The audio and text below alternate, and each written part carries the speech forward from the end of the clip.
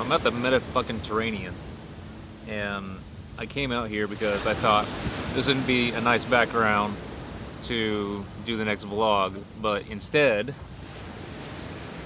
it is really loud with these things breaking, and I don't know that you'll be able to hear me over it. So instead, I'm going to flip the camera around if I can. I don't see it right now. I'm just going to record a lot more of this, and then I'm going to go back to the room, record voice over it, and that way you guys get a better idea. I'll quiet this down, but you guys can have a nice scenery, and then I'll just talk over that. So the trip started out fine. Everything was good. I don't really remember doing anything other than playing a Switch game I got for my birthday on the way from Tucson to Chicago. Chicago to London. I got to watch Annihilation, Ready Player One, most of Incredibles 2. Slept a little bit as well as I could. And then I got to London, and the first thing went wrong. I landed at Heathrow and found that in order to actually leave and go into London, I had to go through immigrations. I had to do what was called landing myself, and that was going to take a while. Then it was going to take way too long to get into downtown once I did finally find out what I needed to do. So even though I had an over 6-hour layover, by the time I finally figured out what all I needed to do, and even then I still wasn't even sure what I was supposed to do with my luggage, I ended up being too late, so I had to spend the entire time there in Heathrow. Now, this is going to suck on the way back as well, because I expected a hotel stay there, but because I land at 8 p.m. and I don't leave again until 8 a.m. But the job didn't reserve one for me. That kind of falls in line with the fact that they didn't reserve the hotel in Japan, they didn't reserve the hotel here, they don't reserve the hotels overseas.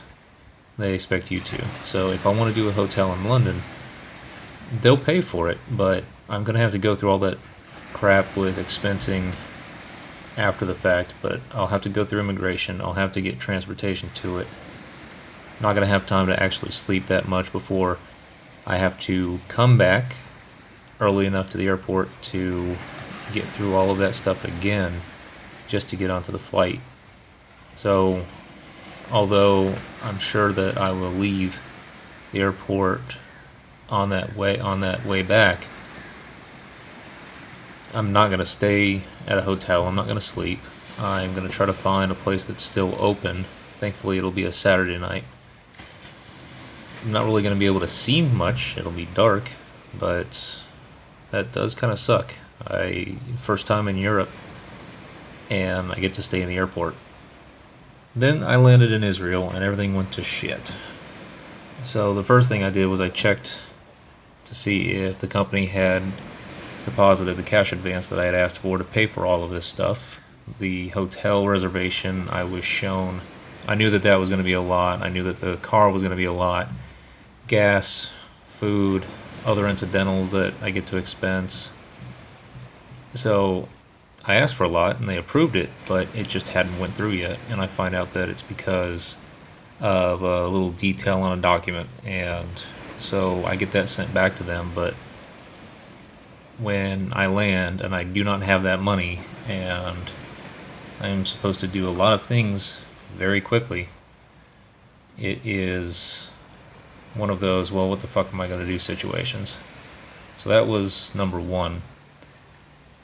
Number two, they lost my luggage. I had a carry-on and personal item, and I packed intelligently. I put clothes into the carry-on. The only stuff that was in the bag that was actually checked was just more clothes. So I have enough clothes to get me by for a few days. Submitted a claim. Hopefully I get it. We'll see. I had trouble getting a car for work. A whole bunch of the places were out unless you had reserved a car, but I was able to find one, and however, they required a $700 deposit in order to get a car, even if you weren't going to use it long enough to accrue that much money, I had to put that much down out of my own bank account. Didn't even know what the hotel was going to be like, so I was not happy about that. But I had to. That's what I had to do. I needed to get to the hotel, and I needed to get to work the next morning, up to an hour south, so I needed a car. So that sucked.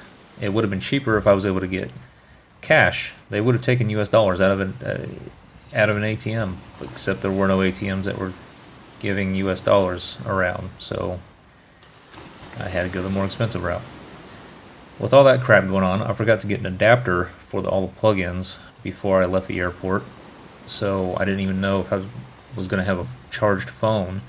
I opened up my laptop, plugged my phone up to that, and charged it a good deal, hoping that would last. And then I get to the hotel. Big thing number 5. They wanted payment in full, and when I said, you know what, I can't pay right now, I'll pay later, they said, okay, that's fine, we just need a card for the incidentals and to hold. Well, they were going to hold the full amount plus a little bit. That's not any different. I don't know why that was even something that he mentioned as an option I had. That's not an option I had. So all that shit went bad. The rental car is a freaking... Oh, so I ended up asking, okay, look, can I just pay for the night? And he said, sure. And that was a ridiculous $205. This is where work puts us. These are the kinds of hotels that they put us up at. It's not something I would ever do on my own, but this is the reservation that was made, so had to do it. So anyway, the rental car I got is a freaking Kia. I wanted something cheap, so I got something cheap, but out of all the things available here, I was hoping that even if the car wasn't special, I get to drive something that I wouldn't get to drive in the States. A Peugeot, a Renault, a Citroen, a Skoda, even a Fiat. And they're starting to sell Fiats in the States now. Not a Kia. I can, and yet choose not to drive those already. Anyway. Total trip time from my house to the hotel was 30 hours, 30 and a half. So all of that was plane and airport. That was really not that great of a trip. I've had fun traveling before, but not this year with the company, but this trip not so much. So I get here, I'm working with a guy named Yossi and another guy named Ben. Ben I actually knew already. When I went to Japan for 2 weeks for training, he was actually in the class with us. He was even in the Akihabara vlog for a few frames. So that was really cool getting to see him again. He was real excited getting to see this guy who met on the other side of Asia in his home country. So that was neat. Both of those guys fixed pretty much everything. My luggage is still lost, but they helped with everything else. They were offering me money until I get the advance, and then I could just pay him back then. Ben's going to come up to Tel Aviv, and we're going to hang out and do a lot of stuff tomorrow, Saturday. So these guys are awesome. I had heard the women were gorgeous here, and yeah, that's true. People watching is plenty fun here. Even the instructor in the class that I had to go to yesterday was damn hot. I had heard that from a few people at work before actually coming here, and I guess I know why they say that now.